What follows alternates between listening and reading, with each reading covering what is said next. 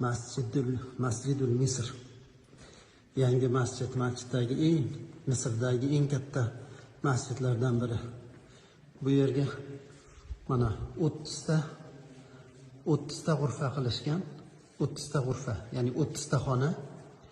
Har bir xonada bir poradan Qur'on devoriga yozib chiqqan, bir poradan.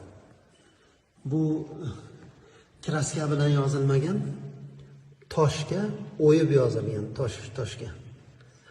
Mashaalloh, biz kirgan g'urfa Al-Juz'ul Xomisa ashar, 15-pora, Isro surasi.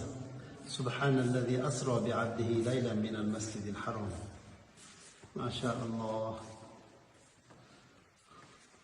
Jamil jiddan.